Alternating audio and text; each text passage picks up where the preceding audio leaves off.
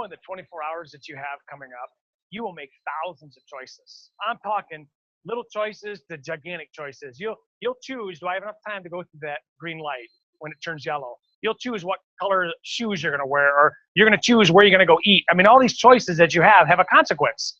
And that's the lesson today is each choice you and I make, no matter how small, has an end result. And the bigger the choice and the bigger the consequence, the more you got to put into making a wise choice. I mean, how many times have you made a choice and you thought, oh, if I could take it all back, I'd do it so different.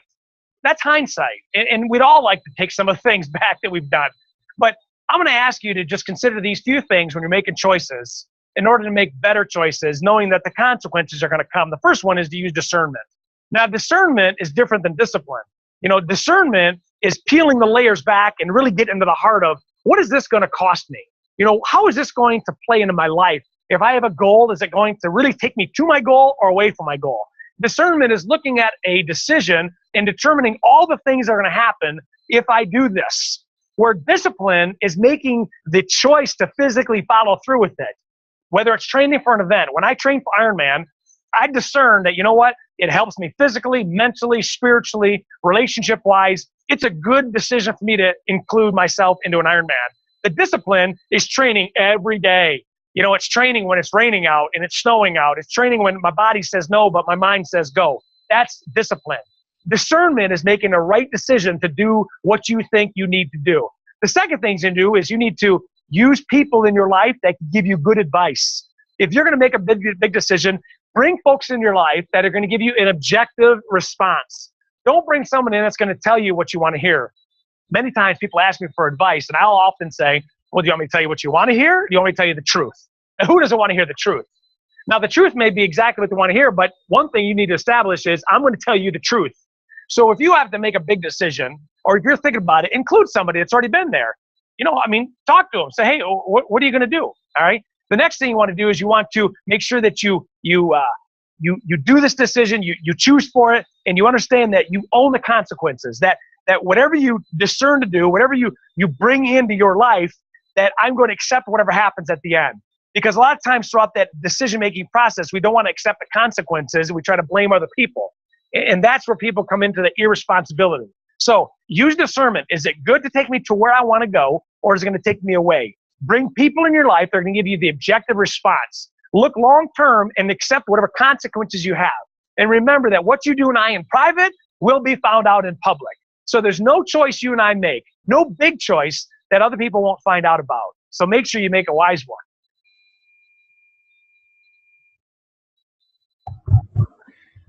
Hey gang, we are about to kick this off. We're about to bring on Mr. Swanson that you just got a chance to see the video from. You just got a chance to see him share some of his wisdom. We are super excited. If this is the first time that you've ever plugged into our Edge interview, you're in for a super treat. This gentleman I've known for a couple of years now. He is coming in from Flint, Michigan. As we bring him up here on the screen, we're having a little bit of technical difficulties, but we'll make sure that he's coming in as one of the panelists. I'm going to kind of watch my phone as we're trying to bring him in. But here's the deal. What this is all about is to bring successful people to you. What this is all about is for you to have a chance. So as you're watching this gentleman, Mr. Swanson, go through all these different things that you have, what our whole goal here is to have you ask questions. You'll see down at the bottom part of your screen will be a question and answer. Just jump in whenever you want to put in a question. At the end, we're going to do some rapid fire. We're going to see how this undersheriff, how this military type man, how this guy who's in danger all the time handles your questions that you want to hear from him. So as we bring this in, Chris Swanson is the undersheriff of Genesee County. His background, he's an author, he's a speaker, he spoke all over the nation. I even think in multiple nations. He's been on mission trips for his church and for other people, helping out. He's an Ironman. He's competed over 4 times, and I think he's on his goal for a 5th time in the Ironman competition, which is running, swimming, biking type of thing. He's the AGO, or All Grace Outreach spokesman. So for the faith-based aspect of life leadership, he is our main spokesman. He's a lay pastor. He's a college professor for U of M. Some of you guys may think that's good, and some of you guys may think that's bad, but U of M. All right, and an internet personality. He's still having a little bit of technical some problems, so we're working on it. He just texted me just now. But our whole goal is to bring you to the Edge series. We want to interview individuals like this, and some of you guys had a chance to see Mr. Orrin Woodward a couple weeks ago. And then, if Chris, if you can hear me, just unmute yourself. Sounds like I just got a text from our technical staff, and they said you're already there as a panelist. You just need to unmute yourself and you start talking, and we'll get a chance to see you up here. Because I think, yep, I see you're blacked out. So that's good. Oh, are you there? What am I going to take away from this? I know for a fact. Oh, now we hear another video. Valleys of disgust than I did when I Mr. John Prim, we've got another audio coming in.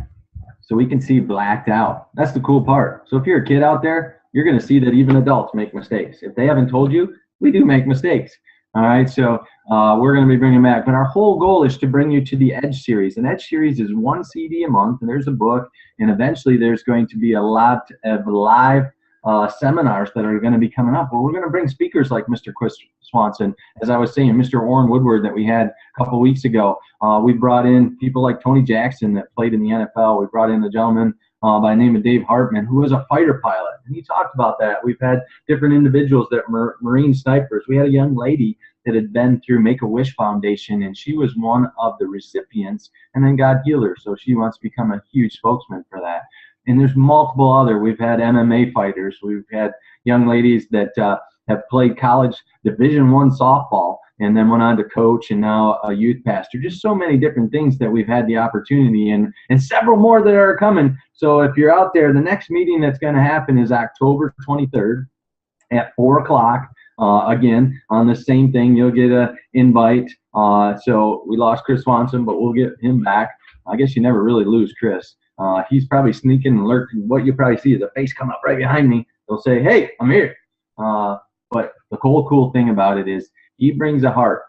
One of the things that we're going to promote today is something that he's done, and I don't know if I can do this really well. This is called On the Edge. This is the first of many series of things that are going on in life leadership, and this is part of the Edge series. What we want to do, this and 3 other ones, and shortly there'll be a 5th one, are straight at you principles, topics of what's going on in kids' life, because we're gearing this towards 8 years old to 22 years old, and there's a lot of different things. Today we're going to go through one of those topics. We're going to go through what's called bullying.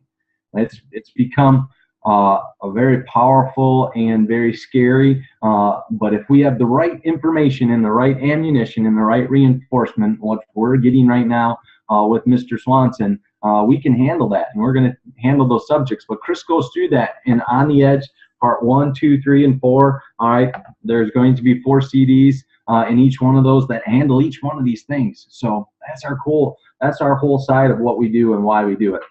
So as we work through these technical problems that we're figuring out, we're going to try and bring him back as a panelist. He may have just texted me just now. And we're going to see what we can do to get his live face on here. Or you guys get to hear some stories from me, and all you guys are about to fall asleep from what's possible or what could happen. All right. So we're going to bring him up through the beautiful technology of myself and see if we got him. Try again.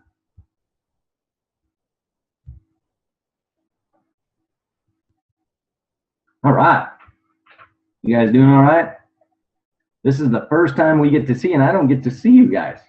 So we're doing this in a little bit of different format. But again, there's questions. Oh, I think we have Mr. Chris. Oh, there he is. We have him.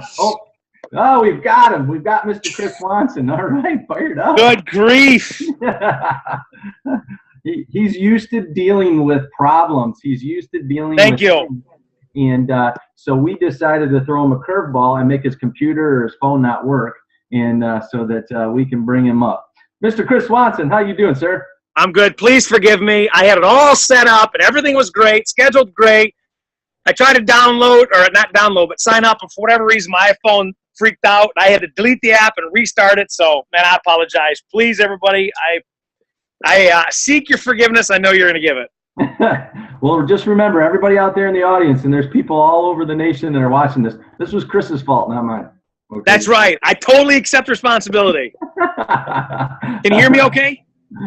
We can hear you great, man. Perfect. Everything is coming in good. So, Mr. Swanson, I was just giving a little bit of highlight on who you are, some of your background, the author, the undersheriff, speaker, spoke probably all over the nation, maybe in multiple countries.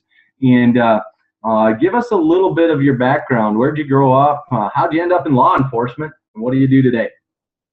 Great question. I grew up, first I was born in Ohio, and I moved there. I mean, I was young when I left. I grew up at a little farm. I had a horse. That was part of my story. And my dad was a Detroit cop, and his dad was a Detroit cop, so it was kind of in my blood, the youngest of four. And I've always had this gut instinct that that's what I was going to do. Growing up in a little farmer community up until like ninth grade, in ninth grade, I went to a big, gigantic school. I went from a school of like 400 to a school of 2,400. And there again is another part of my story. I knew for some reason when you're a police work, it's like your blood. I mean, that's just, it's part of your DNA. So I knew that's what I wanted to do. And then in about the end of the 10th grade, started my 11th grade, I had a counselor come up and say, man, you ain't going to be a cop with a 1.9 grade point average. I went, what? Because I had a 1.9 grade point. Swanee didn't try too hard. I always talked. I always had a great time in school, but I just didn't try. I wasn't a bad kid. I was just fun everywhere. And so when he said that, I was like, no way. And then I just cranked it out my 11th and 12th grade year, and I was going to go right into the police academy. It's what I wanted to do. I wanted nothing to do with college. Now the police officer stepped in my life. He's like, dude, just go to college, man. While you get hired or you try to do your thing, just go to college. I graduated high school at 17. I figured, all right, I'll start that first semester at a community college, but I won't do anything more than that. Well, first semester led into the second semester, which led into an internship. And when I turned 18, I did an internship at the sheriff's office. And then I got hired immediately after as a seasonal Marine deputy. Continued on with school, got hired the next year as a deputy. And then full-time when I was 20. And then bam, bam, bam, went on and got a 4-year degree, got a master's from University of Michigan. And I've been in police work ever since I was 18. And my current position is the number 2 guy. I oversee 257 other police officers in Flint, Michigan. And it's for the sheriff's office. We see a lot of junk, man. We see a lot of junk. And I've seen more than I ever thought I'd see. I have to admit, I've done more than I ever thought I'd do. In Flint, Michigan, you get to see the greatest show on earth. I've seen more dead bodies than I ever thought I'd ever see. Hundreds and hundreds and hundreds of dead bodies. And people that are 17, 18, and 58 and 60 going to prison for the rest of their life. I've seen families ripped apart, tragedies, and made death notifications. And it's just been a crazy, crazy run. And being the second in command now, I oversee all the logistics. So I oversee the jail. I oversee all 1,000 inmates, $37 million budget, the patrol operations, detective bureau, special investigations. I've guarded every president since George H. Bush, Clinton, Obama, and George W. And did Hillary last month, and did Donald Trump 2 weeks ago, Joe Biden, Dick Cheney, Tiger Woods. I mean, all the PGA guys. I mean, I just, it's crazy. You get to meet all these people. And when I see me, I'm not talking just like, hey, how you doing? I'm like, you get right into the belly of the beast. It's crazy. It's crazy. I look back at my life, I'm thinking, what the heck? So, Mr. Chris, you going through all that is just incredible. And I'm sure you're one of the things that I love about you and what our audience gets a chance to see. As I said, we have a huge range here. We have some 8-year-olds, 7-year-olds, and we have all the way up to 22-year-olds, their parents, adults that are watching this. And what has always been really amazing to watch in yourself, Chris, is that you don't get stained by it. You know, the life can put a lot of stain on you, and you can get a little bit tough, especially in the town that you're in the Flint, Genesee County area is very tough. And we're about to handle a very tough subject, or maybe a very easy subject for yourself. That's why we have you on here. And this is some specific training. I know you've done audio on this already, bullying as part of the On the Edge, and we're going to have you talk a little bit about that. But to start this off, how would you define bullying? How would you define that aspect? Well, bullying is simply somebody who feels they're superior, attacking physically, verbally or emotionally somebody that they feel is inferior. That's it. And it's not if they are, it's just how they feel. There's a lot of bullies out there that feel that they're tougher, stronger, bigger than someone else, and they may not be. But if the person they're bullying feels that way, then they are. Bullying is all a mind game. That's all it is. It's a mind game. Now, you throw that out there, and that's so good, the way you said that. But it comes in multiple forms now. Yep. Right? When you and I are like within a couple months of the same age. Right. And, so when I was growing up, the bully was the dude down the street that had a bigger dog, or was, as you said, was trying to attack some of the younger, inferior ones until he grew up, and then he wasn't the bully anymore. He was just who he was. Right. And I imagine that's one aspect. Is there different parts of bullying now? Yeah, bullying never ends, ever. I mean, this country, the United States, they try to be, bullied by bigger nations. And people in government try to bully somebody that's lesser than them. And businesses bully each other. And supervise. I mean, bullying never quits. We see it as, in our own world, that's what that it looks like. But it never ends. You always have to stick up for those that are bullied. You always have to fight against the bully. I mean, Jesus was bullied. I mean, this guy, he was perfect, and they try to bully him. It never is going to stop. We live in an imperfect world. And bullying comes in all forms. I mean, just because the kid down the road doesn't want to pick on me now doesn't mean that when I'm at work, some guy doesn't want to pick on me. Or some girl doesn't want to pick on another girl when they're, 20 years old and in college. It never ends, bro. You got to be always on the lookout for those folks. And now with the internet and the different things that it's more, would you say it's more of a mind game now than it is a physical game? Yeah, because they can do it without staring you in the face. Most people don't have the courage to do that. So they'll do it on Facebook or Snapchat, or they'll send you an Instagram post, and they'll try to get that out there before they have a chance, or you have a chance to defend it. Next thing you know, it's all over the world. They can do it by sending pictures or sending other posts, and then you can't defend it because it's out there. Back in the day, somebody could stand on the end of your driveway and scream insults. Now they can sit cowardly in a closet, send it on Facebook or send it on Instagram or Snapchat. Next thing you know, the whole world's got it, and you can't take it back. It's terrible. Even in today's media, Aaron, it allows people to comment without using their own name. Amen, brother. Yeah, Amen. and it's like, I would love to confront somebody who's got a problem with me. Let's talk about it. Let's get it on. Okay, we're going to hit that point, what you just said, because I imagine at some point of your life, you may have been bullied. Yes, that's why I'm a police officer. Okay, so we're going to hit that point in a second, because I imagine that there's a ton of kids that are on this, teenagers and even 20-year-olds that are getting bullied right now. Right. What has to happen? Well, let's just go back a little bit. So why is bullying so dangerous? Well, because of what it can lead to. If somebody, there's two parts. Now, mind you, we're talking about the bullier and the bullyee, the one who does the bullying and the one who is bullied. They're two different worlds. For those that feel like they're being bullied, if it doesn't end, and if it continues to go on, people can do some crazy things. They can resist authority. They can go into a hiding. They can act out. They can become violent, all the way up to killing people. That's a fact. People that are bullied will feel, how about this? Orrin Woodward just texted me. Hi, Orrin. Isn't that cool? But people who feel like they're bullied will sometimes feel like there's no way out. And then they start believing that nonsense. That's a great fear. They start believing the words of the things that people are saying about themselves. But then you flip on the other end, those that are bulliers, they get a false sense that they can run the show. They get a false sense that everybody has to listen to them, and the world will chew them up and spit them right out. And so there's a great danger, no matter who you are in whatever sense. So and nobody should ever be a punk and be a bully, ever. And if anybody is being bullied, they got to address it.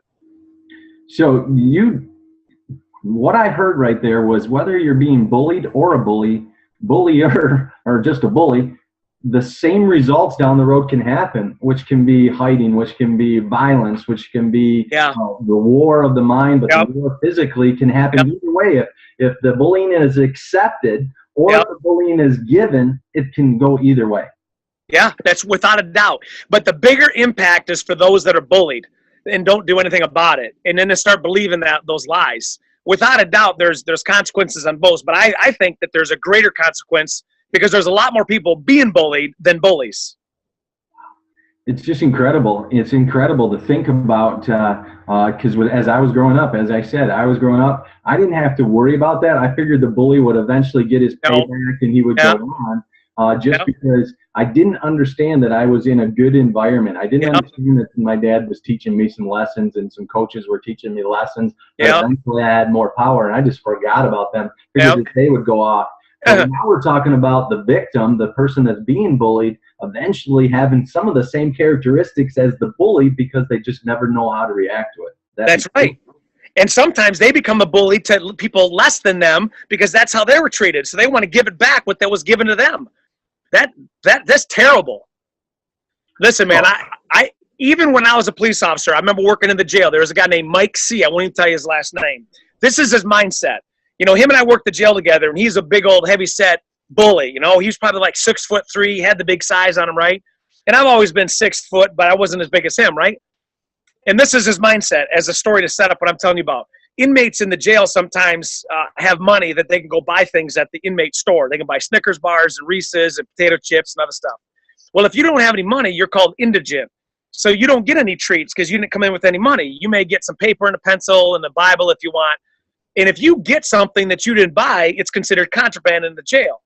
So one day, Mike C. wanted to go out there and throw his weight around, no pun intended, and he goes to an indigent cell that he just didn't like. He walks into the guy's cell, and the guy has a Snickers bars there. Now, this guy in the cell has nothing. I mean, he has nothing in life. He's just in jail. But he cuts hair. So instead of paying people, which you can't do in the jail, he'll cut someone's hair, and they'll pay him a Snickers. Now, technically, that's wrong. But we know that inmates got to have haircuts, so we kind of allow that to happen as long as it doesn't get out of control. This guy has one Snickers bar to his name. Mike C., almost said his name, locked this inmate up, stood out front of his door, and ate that man's Snickers right in front of him. Just because he could. Now, that guy started talking trash about Swanson. And I remember I had enough of it because he wouldn't talk about it in front of me. We were on separate shifts. So one day we happened to work the same shift. I called him out to the basketball court. And when we're out in the basketball court, I had words with him. And I told him that, and I guess we're probably going to get to this point, how you address a bully. Yeah. But I tell you this, I was never bullied by that guy ever again. Before we get to that response, what we just, at least what I just interpreted, you have to be really careful at the character of the individual because sometimes even in people that you think that are going to protect you, because this gentleman was in law enforcement, right? Right. Correct. Which one would expect that would be anti-bullying just by the pledge of I'm going to be a police officer. Yep. It comes in all classes, all sizes, all ages, in all ways of life. And their title doesn't say they're not a bully. It's their character that tells you they're not a bully. There's bullies that are cops. I don't dispute that. And there's also bullies that are teachers and bullies that are pastors and firefighters. And every trade has them. Every one of them. So let's get into a little bit of the response. Yep. All right. So I'm sure there's multiple ways that we could respond to this. If we were being bullied, if we were being attacked, however way you want to look at it, we were being bullied. If you want to go through good and bad, if hit the bad first, and then let's go to the good. Well, let me set this up by saying there are a lot of reasons why people get bullied, and it may be nothing that there's nothing that you did. You just happen to be living in a certain place. You may be a certain color. You may be a certain race. You may have a certain set of parents or what. I mean, there's a lot of what people get bullied about, Aaron, that they have no control over. So what triggers that to the bully could be jealousy. It could be envy. It could be hatred.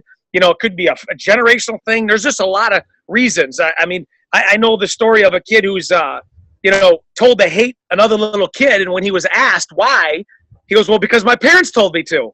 So, I mean, there's a lot of reasons, but most of the time people are bullied is not because of what they are or what they do. It just happens to be they're turning the barrel, And if they don't go out of the way looking for it, it's coming for you. So I just wanted to set that up by saying before we respond, there's some things that even in your response, you cannot change. It's who you are. So that's one of the responses, and that means just own it and be proud of who you are. Amen. Amen. So what are some of the bad ways to respond? The bad ways is violence. That is the last ditch effort. I mean, that is the ultimate buildup that there is danger in the air. That maybe there's some protection that needs to happen. You don't want to go right to violence. That is the last resort. Now, is there a time where you may be threatened and you have to respond? Yeah, I mean, we do that in law enforcement. Most of our law enforcement commands are followed by verbal commands. Hey, get over here, come over here, put your hands up, put your hands behind your back, stop running, pull over. 99% of all the police actions, which in a big case, it's about bullies going to jail. Because if you break the law, I consider yourself, you're a bully. If you go out there and hurt somebody, you're a bully. You go steal their stuff, you're a bully. Now, we get a lot of compliance by just verbal. So what I would say, the very first thing, if you feel you're being bullied, is to disregard it. Don't even respond to it. Just don't even listen to it. It's nonsense. Don't even acknowledge it. Make it look like it doesn't bother you. Don't even worry about it. That's the first step. The second thing is, you know what? If it's still progressing, you might have to address it, like I did with Mike C. Addressing it means it could go bad or it could go really good. But most bullies, when they are confronted, will back down. When they're confronted to say, hey, listen to me. Stop doing this. Do you understand? They're not used to that. They're used to people taking out what they're dishing. I remember a kid named Jason Lundquist, big kid, twice the size of me in 7th grade, had curly hair.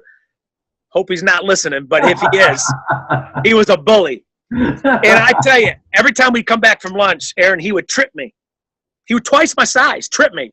Just stupid stuff, and I'd get back up, and he'd go. And finally I talked to my brother, and I said, Mark, what do I do? He said the same thing. He goes, listen, if you can just avoid it, just avoid it.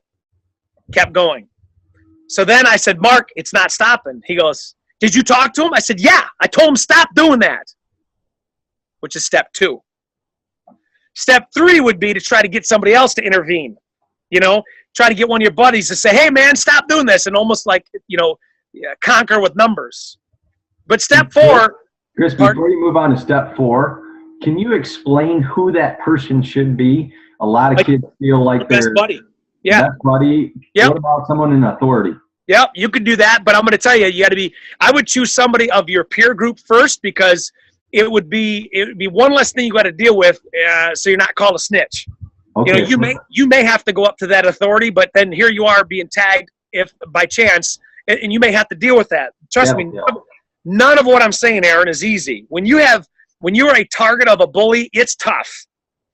But you could grab a friend or two and you could confront that bully, and there's strength in numbers, absolutely. And if it gets so bad, then yes, you're going to have to involve the parents. You're going to have to involve maybe somebody in the school, the gym teacher, or somebody like that. But then there's aftermath and consequences for that as well. So that was point number 4, is strength in numbers. Yeah. Okay. The last one is, what did I do with Jason? I waited for the day that he tripped me. I spun around in a nanosecond, took my hands, pushed him right back in the chest, raised my voice and said, stop tripping me. Never touched me after that second. I just pushed him right back in his chest, and I just yelled so everybody could saw it. I was scared to death. I figured he's either going to listen or I'm going to get beat down. But it got to the point where I hated lunch. I started not want to eat lunch. I mean, it gets so bad. And that's where if you're gonna do something, you better have somebody who's not emotionally involved helping you and coaching you through this. I had my brother. I mean, it was getting to the point where, as I said, I'd be like, Mark, this is happening. What do I do? He would tell me. This is still not. He would tell me, and he would go down the line. But sometimes bullies have to be confronted. Amen. Amen. You got to make sure your parents are involved. You got to make sure your teachers are involved. Whoever's in authority, and there could be aftermath. And like I said, none of this is easy, but that's why people call 911, because they can't stand the problems anymore. They got to call for help. And even in real life, people are being assaulted. They call 911. They got to protect themselves. So, Chris, one of the things I want to encourage the whole audience, if you're out there sitting there listening to this and any new thought comes up in your head, you guys got to help me here. Yeah. You got to help me bring rapid fire questions to Mr. Swanson, because we're going to take this tough guy that at one point he probably was a little bit smaller than he is. At one time he didn't have all these titles. And part of what he had to go through helped build him up to the man today, to have the strength, to have the inner confidence, to do that. So ask questions so that I can hit him hard, and that you guys can walk out of here like I've walked out of here with the thought pattern that there is something special here. There is something that God has given me, and I can go on and not have bullies affect me in a way that would be detrimental to my future and the people around me. Yeah. So, what we're going to do is we're going to take a quick break and just kind of announce what this is all about, and then we're going to come back. It's going to be 2-3 minutes at the very most. We're going to run a quick video, and then we're going to come back, and I got a couple more questions. Then we're going to nail Mr. Swanson with your questions. So start typing some questions so I can nail them. Hey, gang, I'm so excited to be able to sit in front of you, whether you're thinking about being part of the Edge series or you've already seen some of our interviews. Our whole goal here is to bring people of success, whether it's success in sports, whether it's success in just the world out there. We want to put those people in front of you. We want to give you a way of communicating with these people that have been through a lot of different things in life, and give you a chance to ask them questions, give you a chance to see them live, because eventually we want to get you in front of them from a seminar standpoint. So our whole goal in this is to bring hope and encouragement, but also take people like myself and say, man, if I could have heard this stuff back when I was a kid, when I was a teenager, when I was in my early 20s, what could I do right now? And that's what this is all about. We call it the Edge interview, and it's coming right at you. So coming right back. Now, there's multiple different questions right here, but how do you set it up so that you're not bullied? Is there a way to prevent bullying from even being initiated? Yeah, great question. And let me start by saying that no matter what you do to protect your house, somebody could still break into it. So none of us are immune to this. So you can do a lot of stuff, and I'm glad you asked that, because I was planning on saying it anyways. But just know, even by doing that, it could still happen. But here's what I did. Again, I'm coming from a law enforcement background, a kid who was bullied, a kid who did not want to take his shirt off when we were playing shirts and skins, a kid who was not physically intimidating. You know, I didn't have a great haircut. I mean, I was a absolute dork growing up. So, you know, I seriously had to overcome a lot. But here's the first thing when I realized that I had something greater. Number one, your faith and trust in Christ. Overall, if you got Jesus on your side, ain't nobody gonna mess with that. They could try, but nobody. Your faith and your spiritual foundation is key. Number two, physical dominance. When I became physically fit, when I started competing, it gave me confidence. It gave me what's called command presence. I did a whole CD talk on that, where you look and you act confident, not arrogant, confident. And somebody's going to start squaring you up and think, no, I'm not going to mess with that girl. I'm not going to mess with that guy, because you're confident physically. But if you don't feel confident physically, mentally, you're going to come off weak. You know, you're not going to come off talking as strong. So I say spiritually you got to be strong. Physically you got to be strong. I think everybody listen here should have some type of athletic mind. You should train. You should bodybuild. You should do aerobics. You should do triathlons. You should do swimming. If you're in sports, let that be your outlet. But when you feel physically strong, mentally you feel strong. Third is you talk about what's going on. You talk about things. You see things. You know where to stay away from. Even as a cop, I'm a white guy in a very diverse area in the city of Flint sometimes. I am not so naive to think that if I walked into a situation, I'm setting myself up. So before you do that, stay out of situations that would maybe increase your chances of being bullied. Increase your chances. Pick your friends wisely. Pick the places you go to wisely. Those are the best things that I found in my own life to keep me from responding or being opened up as a target for bullying. There's so many questions coming in right now, Chris. It's so great to have you on here. Yeah. I don't know if I'm going to get a chance to go through all these, but you just went through a great step-by-step to help this. Now, let's shift to gear a little bit. The Morgan family asked this question, and I'm going to ask, and I had it already wrote down, and you kind of already seen this question. How should you help someone that's being bullied? Perfect. I got 2 boys, 17 and 15. From the day that they can talk, I've always told them, you will always have somebody who's faster, stronger, bigger, no matter what. The biggest, fastest, strongest person on the planet now, there's always somebody bigger, faster, and stronger. That means that there will be people that are superior to you in some areas. That's fine. But if you ever see somebody who's being bullied or picked on because they are inferior and you do not step in, you are just as guilty as the bullier. That's what I tell my boys. I do not expect you to bully people. I don't expect you to ever pick on people, to say one cross word, to say one thing that's going to make somebody feel inferior. But if you don't step in, and when I say step in, that means 3 or 4 people surrounding somebody who's a victim of bullying, that's going to stop the bully. Amen. When you start joining together, when they say that, oh my gosh, look at, there's more than one person being here. Yes, you should absolutely step in, which means you interject yourself right then and there. Could there be consequences? Absolutely. But I don't think there's a parent on the planet who wouldn't celebrate their kids stepping in from somebody else getting bullied and then protecting that guy, protecting that girl. Absolutely.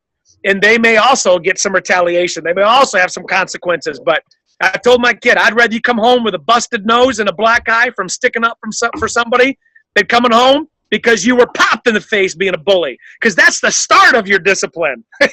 But I definitely believe that if you see somebody, you definitely got to get in. I remember one day I was off duty. I was on my way to church with my wife. In a block from the church at the corner of Bristol and Van Slyke, there's a little party store there. And this guy is beating this girl. And she's got a purse and she's trying to hold on to it. And he's swinging her around. I'm off duty. I got a little 38 snub nose. I didn't even have to pull that. I jumped out of the car so fast, ran across the parking lot, tackled that guy, put him right down, face down, yelled for the people to call 911, held him there till the police got there. I mean, this lady's being bullied. I can't just sit there in good conscience. I got to stick up for her. That's what you need to do. If you see it, you need to address it. You need to encourage people. You need to pull them aside. You need to help them see, what they could possibly do to get out of it. You got to help them. You absolutely need to. Chris, you've hit on a huge point right now in America. It's a little bit different than when we grew up. Yep. It's a little bit different. And one of the young ladies, she's a teacher. She asked the question just now about no tolerance. In a lot of public schools, a lot of different schools, they have what's called no tolerance. They don't look for an answer to the reason. But if a victim gets to the point that they just feel like they have to run to step 4, step 5, like you said, at one point, this kid, and I just turned around and I said, you don't do that. And no violence was happened, but I have a feeling that maybe there was a hand cocked just waiting for that moment, whether I was going to walk away beat up or I was going to walk away with this bully stopping. And I'm sure there's a lot of boys and girls that are on here that have been in that situation. How should someone react? And maybe as a teacher, and maybe this is not a question for you, but with this whole no tolerance, what happens if a victim has too much? They're at that point. Yeah, disclaimer on everything that I've said. This is my opinion. This is how I raise my boys. This is what I do in my own life. I would recommend anybody who's hearing this, if you have a question, to talk to your authority figure and ask what they would do. But I'm going to tell you this. Obviously, public schools have to have a very objective rule. They have a no tolerance, zero violence rule, which how can you not support that? Amen. But there is no rule that can supersede protecting yourself from violence. Zero.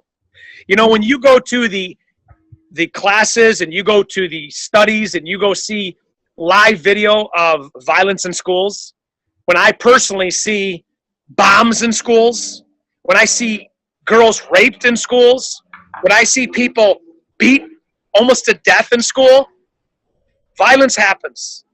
And there's a point in time where I guess you may have to deal with a very subjective school board who has different opinions, a very subjective audience who wonders why this or why that, to deal with a very hard-nosed rule, which is no violence. How could you not support no violence? I totally agree with that. But there's a point in time where you got to protect yourself or someone else. And I guess it's my position where if it gets to that point, deal with it as it comes, but you got to protect yourself and others.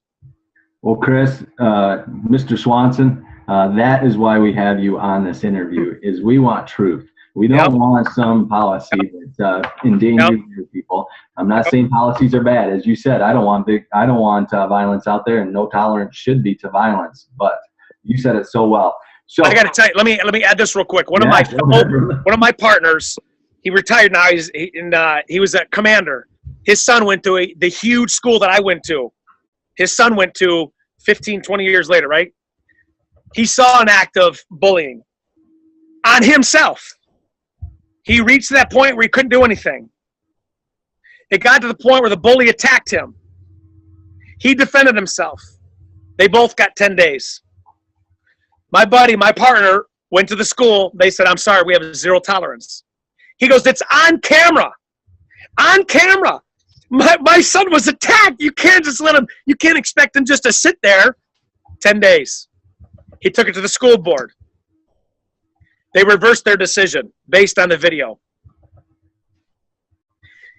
When you look at each specific incident, it'd be no different than me getting a 911 call and seeing two people with bloody noses. Obviously, they're co-combatants. But if I heard the story that somebody who has the bloody nose on one end was because they were the one that was being the assaulted, and then the other one who was the assaulter, then I know who's going to jail. And you got to stick up for yourself, and that's why you're right. There are situations where you may come out and still lose, but you came out of it. Okay, now I'm going to hit you with some real quick questions. Chris, you and I in this audience could talk all day. This is a huge subject, and there's constantly questions coming in. So what if you're shy, and what if you have a fear of retaliation? What is, you talked about some steps, but if you're shy, you're overwhelmed by that thought. In a quick sentence or two, what should be done? You can still have courage and be shy. You may not have to be the one who's out there fighting your battles. That's where you have to have the courage to go to somebody to help you and to align with you. The Bible says iron sharpens iron. Serve your strengths, staff your weaknesses. If that's not your strength, find somebody who can stick up for you. Find somebody. In worst case scenario, you may have to change your environment. There's nothing to say you can't go to a different place or a different school or something like that. If you have reached the point where you don't have it in you, that's fine. Even making a decision like that is courageous, but you got to have courage. Amen. Amen. I think this goes right along that line. So what if the bullying doesn't stop? You've made it all the way to step 4, and you brought in your buddies, and your buddies surround this dude, and he just got meaner, or she got. We think that this is a gender thing. This has nothing to do with gender. Oh, no. And what if the bully doesn't stop? Well, bullies can be girls just as much as boys, and I'm gonna tell you right now, some of the worst bullies are girls because they have a pack mentality. They'll get 3 or 4 or 5 girls on one, and it's like wolves. And there are times where, again, you have to take it all the way up to highest point of management. You have to involve parents. You have to involve teachers in the school. And if the school, I'm going to tell you this, if the school does not fix it, and if there's parents listening, then you got to change venues. You got to get out. Even as police officers, we teach our officers to sometimes disengage. That means that you may lose this little battle, but you're going to win the war. You may have to, when we do a raid and we hear shots fired, we're going to bust the door down. We'll back up, take cover until we can regroup and then go back at it. So there may be a time where you have to just regroup and change your environment. I've told people that fight with their neighbors. Neighbor disputes are the absolute worst. I tell one neighbor, I tell the other, this isn't going to solve until you both get along or one of you moves. That's it. Well, I've been here for 20 years. All right, I'm going to tell you, it's never going to end until someone moves. So hitting that line right there. So say you're in your 20s, your early 20s, and you've experienced this maybe throughout school, maybe in high school. Now you're trying to get past. Is there any advice to get beyond your past to move forward into a bright new future when all you can think about is in high school, all I ever did was get bullied? Yeah. Well, then go back to that, what to do so you never are bullied again, which is that spiritual strength, physical strength, mental strength. Compete. You know, right now, I am a competitor. In my 40s right now, I compete at my maximum ability. I look at the people back in the day when I was in high school. They're fat and disgusting now. They can't compete. They're slugs. I laugh about it. I'm like, listen, I proved you wrong just by my achievements. And so I look at that. Hey, I know that guy.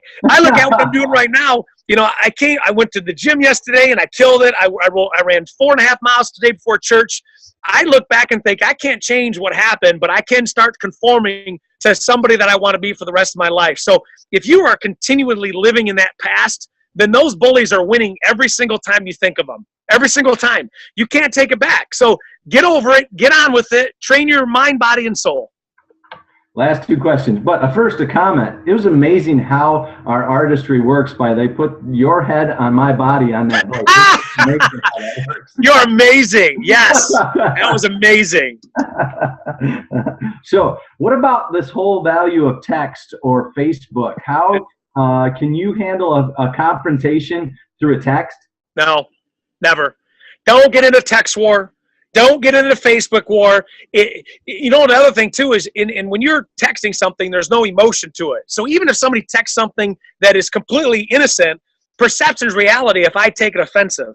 So if you offend somebody, or if you even think you offend them, do the old-fashioned thing, call them up or go face-to-face. You cannot and will not settle a dispute via text, via Facebook, via Instagram. It will only incite other people. It will only create more of a fire and rage. So we have 2 more questions left. All right. Second to last question is, what if you're feeling alone and that you don't have friends that could get you to a point where you could grab some peers? You just feel alone because you've been bullied for years and you just feel like you're always alone in the classroom. That's why you're getting bullied. What would you suggest to someone that's in that situation? Call Swanson. Amen. Yeah, you got to reach out. Explain what you just said. Call Swanson. Yeah, I mean, I'm going to tell you right now, swansonleadership@gmail.com. You can go on my Facebook. You got to reach out to people. I mean, you may be bullied, not know what to do, but don't sit there like a turtle on a back. Don't sit there and do nothing. I mean, go out there and connect with people. I don't care who you are. If I can help you, if Aaron can help you, if anybody we will help you, and we're going to give you the best advice. So if you're sitting there, you don't know what to do, and you're alone, that's not true. That's a lie. You're not alone. You're never alone. There's always somebody you can lean on. So stop making stupid excuses and just sucking it up and taking it. The last question that's come in is, so you're being bullied in a passive-aggressive way. It seems like when you're never around, they attack you. And so how do I deal with this? You know, that right there is another hour conversation, because that goes back to those comments in Facebook. That's passive aggressive bullying right there. Well, they don't really come out and confront you, but they'll just lob bombs. The media is great at that.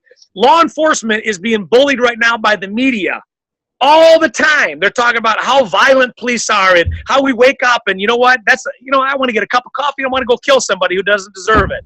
That's how the media is portraying law enforcement, which is disgusting. So you know what you do? Keep doing the right thing. Every day, keep doing the right thing. If something's happening to you, don't worry about it. Don't dismiss it. I don't care what they say about you in the paper. I don't care what they say about you. Just keep doing the right thing. Everybody who has a social platform is going to get bullied on social media. And so if for some reason you're being bullied live, like at a school or at a church, don't put yourselves in those positions. As I said, you have to be very particular on how you involve yourself. If it's a group, get out of the group.